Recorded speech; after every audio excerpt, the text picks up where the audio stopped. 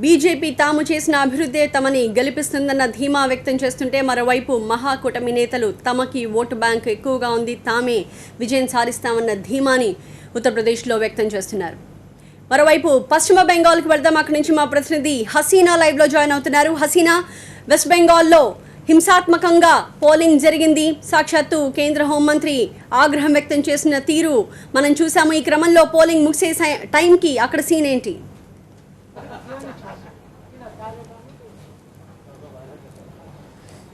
ఈసారి west Bengal first phase జరిగినప్పుడు చాలా అల్లర్లు జరిగాయి కాబట్టి అక్కడ మరోసారి ఇక్కడ జరగకుండా ఉండేలాగా అనేక కట్టుదిట్టమైన చర్యలు తీసుకున్నప్పటికీ కూడా ఇక్కడ రాయ్గంజ్లో మరోసారి ఇక్కడ హింసాత్మక ఘటనలు చోటు చేసుకున్నాయి. ప్రధానంగా ఒక పోలింగ్ బూత్ని మొత్తం తృణమూల్ కాంగ్రెస్ కబ్జా చేసేసింది. అక్కడ ఎవరిని ఓటర్స్ని రానికుండా చేసింది. అయితే ఓటర్ కార్డును కూడా లాక్కోవడం వల్ల మొత్తం అందరూ కూడా హైవే మీద వచ్చి గొడవకి దిగారు. దీంతో అక్కడ పోలీసులు ఇంటర్ఫియరెన్స్ అవ్వాల్సి వచ్చింది. అక్కడ టియర్ గ్యాస్ ప్రయోగించారు, లాఠీ చార్జ్ జరిగింది.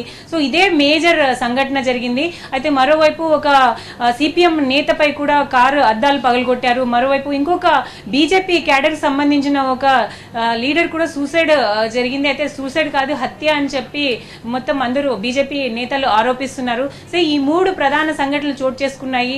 ఓవరాల్ గా మార్నింగ్ నుంచి ఇంకా ఇంటెలిజెన్స్ వర్గాల రిపోర్ట్ ప్రకారము ఇంకా పెద్ద ఎత్తున ఇక్కడ అల్లర్లు జరిగే అవకాశం ఉండింది. కాకపోతే పూర్తి స్థాయిలో ఆ రిపోర్ట్ల ప్రకారము ఇక్కడ సెంట్రల్ ఫోర్స్ ని డిప్లాయ్ చేయడం వల్ల పూర్తి స్థాయిలో కంట్రోల్ చేయగలిగారు. ఇంకా థర్డ్ ఫేజ్ కి మరిన్ని బలగాలు ఇక్కడికి రప్పించే ప్రయత్నం అయితే జరుగుతుంది.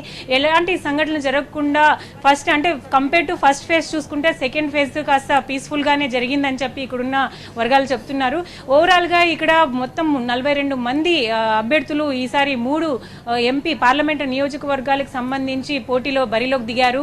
ఇందులో ప్రధానంగా పోటీ మనకి 2 పార్టీల మధ్య కనిపిస్తుంది. తృణమూల్ కాంగ్రెస్ అలాగే బీజేపీ మధ్య కనిపిస్తుంది. అయితే సిపిఎం కాంగ్రెస్ కూడా తాము కూడా పోటీగానే ఉన్నాము అని చెప్తున్నప్పటికీ కూడా ప్రధాన పోటీ మాత్రం బీజేపీ అండ్ తృణమూల్ కాంగ్రెస్ మధ్యలోనే జరుగుతుంది. సో ఈ 2 పార్టీలు ప్రజెంట్ డార్జిలింగ్ పార్లమెంట్ నియోజకవర్గం చూసుకుంటే సిట్టింగ్ ఎంపీ బీజేపీకి సంబంధించి ఉన్నారు కాబట్టి మరోసారి కూడా ఇక్కడ బీజేపీ స్థానాన్ని కైవసం చేసుకుంటామని చెప్పి ధీమా వ్యక్తం చేస్తున్నారు.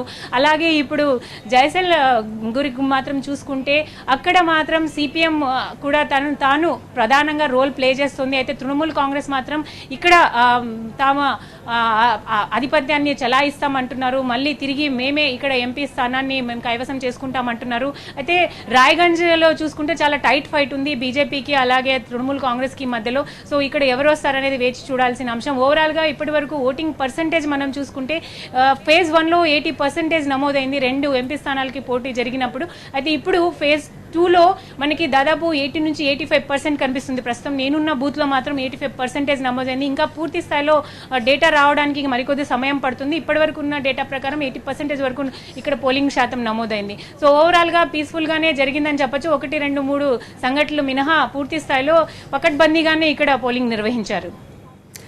రైట్ హసీనా, అది పశ్చిమ బెంగాల్ నుంచి మనకు అందుతున్న సమాచారం. ప్రధానంగా మొదటి విడత పోలింగ్లో ఎటువంటి హింసాత్మక ఘటనలు అయితే చోటు చేసుకున్నాయో అటువంటి ఘటనలు పునరావృతం కాకుండా సెకండ్ ఫేజ్ పోలింగ్లో కట్టుదిట్టమైన భద్రతా చర్యలు తీసుకున్నప్పటికీ, ముందస్తు జాగ్రత్త చర్యలు తీసుకున్నప్పటికీ రెండో విడతలో కూడా అక్కడ హింసని నివారించలేకపోయారు అధికారులు.